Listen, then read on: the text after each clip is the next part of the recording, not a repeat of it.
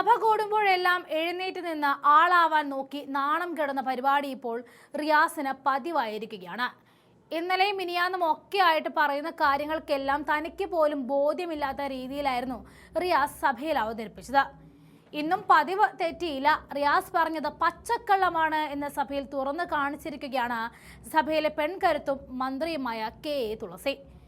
2017 മുതൽ ആദിവാസി മേഖലകളിൽ പ്രവർത്തിക്കുന്ന 241 മെന്റർ ടീച്ചർമാരെ പിരിച്ചുവിട്ടത് ആദിവാസി വിദ്യാർത്ഥികളുടെ വിദ്യാഭ്യാസത്തെ ബാധിക്കുന്നു എന്നും അവർ വിദ്യാഭ്യാസ കൊഴിഞ്ഞുപോക്ക് തടയുന്നതിൽ നിർണായക പങ്കാണ് വഹിക്കുന്നത് എന്നുമായിരുന്നു സഭയിൽ റിയാസ് ചൂണ്ടിക്കാണിച്ചത്.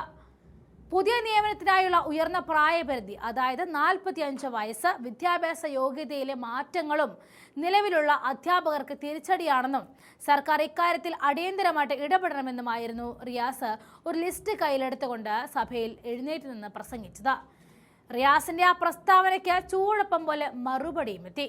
റിയാസ് പറയുന്നത് പച്ചക്കള്ളമാണ് എന്ന് അടിവരയിടുന്നതായിരുന്നു മന്ത്രി നൽകിയ വിശദീകരണം. മെന്റർ ടീച്ചർമാരെ പിരിച്ചുവിട്ടു എന്ന ആരോപണം അടിസ്ഥാനരഹിതമാണെന്ന് മന്ത്രി സഭയിൽ സ്പീക്കർക്ക് മുന്നിൽ വ്യക്തമാക്കി. ഈ പദ്ധതിയുടെ തുടക്കത്തിൽ തന്നെ ഓരോ അധ്യയന വർഷവും മാർച്ച് 31-ന് ഇവരുടെ സേവനം അവസാനിക്കുമെന്ന് ഉത്തരവിൽ ഉണ്ടായിരുന്നുവെന്നും നിയമനങ്ങളെല്ലാം PSC മാർഗരേഖ പ്രകാരമാണ് നടക്കുന്നത് എന്നും മന്ത്രി മറുപടി നൽകി. ഒരു കാര്യത്തെക്കുറിച്ച് പൂർണ്ണമായിട്ടും തിരക്കാതെ സഭ പോലെയുള്ള സ്ഥലത്ത് വെച്ച് പറയാൻ കാണിക്കുന്ന റിയാസിന്റെ തോൽക്കെട്ട് സമ്മതിക്കണം. എന്തായാലും റിയാസ് പറഞ്ഞതിന് തക്കതായ മറുപടി കൊടുക്കുന്ന മന്ത്രിയുടെ വീഡിയോ ചേർക്കുന്നു, കാണാം. ശ്രീ മുഹമ്മദ് റിയാസ്. സർ, വയനാട് ജില്ലയിലെ ആദിവാസി മേഖലകളിലെ മെന്റർ ടീച്ചർമാർ 241 പേർ നിരാഹാര സമരത്തിലാണ് സർ. മന്ത്രി അറിഞ്ഞു എന്ന് ഞാൻ പ്രതീക്ഷിക്കുകയാണ്. അവരെയൊക്കെ പിരിച്ചുവിട്ടിരിക്കുകയാണ് സർ.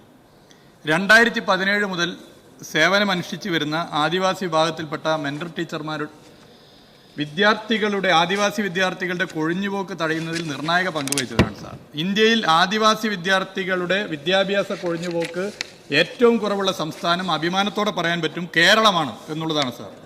എന്നാൽ 9 വർഷത്തോളം ജോലി ചെയ്ത 241 മെന്റർ ടീച്ചർമാരെ ഒഴിവാക്കുന്ന വിഷയത്തിൽ അടിയന്തരമായി സർക്കാർ ഇടപെടണം.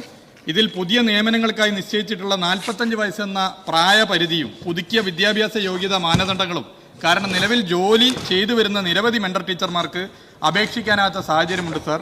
അതോടൊപ്പം തന്നെ പുതിയ മാനദണ്ഡം തച്ചനാടൻ മൂപ്പൻ, കരിമ്പാലൻ എന്നിവരുടെ പങ്കാളിത്തം ഉറപ്പുവരുത്തുന്നതിൽ പ്രയാസം വരുന്നു. ഇതിൽ ആളുകളുടെ എണ്ണം കൂട്ടുന്നതിൽ പ്രശ്നമില്ല സർ. ഇതിൽ അടിയന്തരമായി ഇടപെടണം. സമരസമിതിയുമായി മന്ത്രി, സർക്കാർ ചർച്ച ചെയ്യണം, വിഷയം പരിഹരിക്കണം. ഈ മെന്റർ ടീച്ചർമാരെ നിലനിർത്തണം സർ. ബഹുമാനപ്പെട്ട മന്ത്രി. സർ 2017-18 അധ്യയന വർഷത്തിലാണ് ഈ ഒരു മെന്റർ ടീച്ചർ പദ്ധതി നമ്മുടെ സംസ്ഥാനത്ത് വരുന്നത്. അന്നിറക്കിയ ഗവൺമെന്റ് ഉത്തരവിൽ തന്നെ വളരെ വ്യക്തമായിട്ട് പറയുന്നുണ്ട്, അധ്യയന വർഷത്തിന്റെ തുടക്കത്തിൽ മെന്റർ ടീച്ചർമാരുടെ സേവനം ഉറപ്പുവരുത്തി മാർച്ച് 31-ന് അവരുടെ സേവനം അവസാനിക്കുമെന്ന് ആ ഉത്തരവിൽ തന്നെ വളരെ വ്യക്തമായിട്ട് പറഞ്ഞിരിക്കെ അവരെ പിരിച്ചുവിട്ടു എന്ന് ബഹുമാനപ്പെട്ട അംഗം ഇവിടെ സൂചിപ്പിച്ചത് തീർച്ചയായിട്ടും അടിസ്ഥാനമില്ലാത്തതാണ് എന്ന് ഞാൻ അറിയിക്കുകയാണ്. എന്ന് മാത്രമല്ല, സമരസമിതിയുമായിട്ട് ബന്ധപ്പെട്ട കാര്യം പറയാൻ, കാരണം നമ്മുടെ നാട്ടിൽ നിയമനങ്ങൾക്ക് വ്യവസ്ഥാപിതമായിട്ടുള്ള ഒരു നയമുണ്ട്.